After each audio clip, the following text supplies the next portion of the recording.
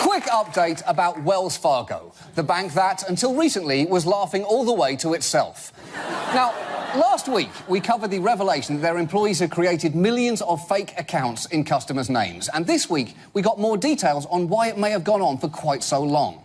There are allegations tonight that Wells Fargo retaliated against a number of employees who called an ethics hotline. Many workers say they called that line because they felt pressured to open phony accounts to meet unreasonable sales quotas. It's true. Wells Fargo is accused of retaliating against whistleblowers who called their ethics line. Although it was probably a dead giveaway that the number for that line was 1-800-SNITCHES-GET-STITCHES. And their bad week didn't stop there. Wells Fargo CEO John Stumpf had to appear again in front of lawmakers, still with a brace on his hand, which I legally cannot say was from a wrist sprain that he suffered while jamming stolen money up his own arse. So that's why I wouldn't say that.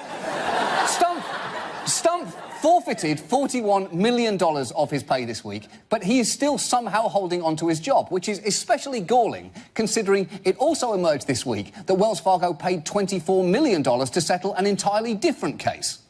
The Department of Justice has charged Wells Fargo with illegally repossessing 413 vehicles owned by members of the military.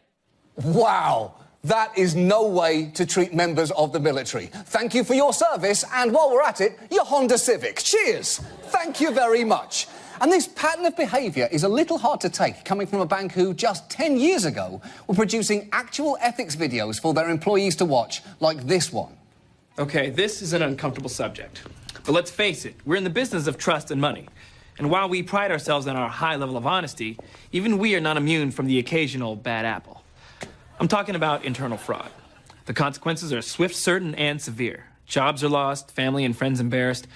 And finally, there's the possibility of going to jail and the obligation to repay every penny of the missing money. Ethics rules aren't meant to be stretched.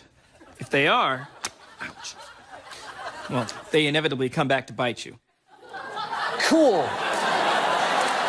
Wells Fargo is almost begging employees not to take that man seriously. Because nothing says a commitment to ethics like a mixed metaphor being delivered through bad prop comedy by a man in a shirt the exact colour of mustard. We actually tracked that guy down, which it turned out wasn't difficult to do because, and you are not going to believe this, he's one of the writers on our show now. It's true. It's true. 10 years ago, he used to do internal company videos. And while he's left all that behind, guess what, Wells Fargo? He's agreed to do one more video. This time, just for you.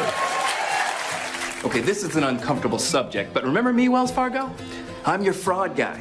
You know, from the video that, judging by your behavior, none of you assholes watched. Oh, and as I'm sure you've already noticed, I did steal this suit from wardrobe. Go ahead, criticize me for taking something that didn't belong to me. I dare you. I fucking dare you. Anyway, there were some things I didn't mention in that video because I just presumed they went without saying. So, to be clear, don't set crazy sales goals that encourage your staff to open fake accounts. Don't punish whistleblowers by firing them. And don't illegally repossess soldiers' cars when they're on active duty. Come on, Wells Fargo! These are basic lessons for being a human being. Get your shit together. And I'll tell you why.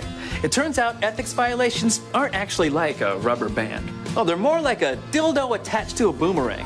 Because they will come back, and they will fuck you.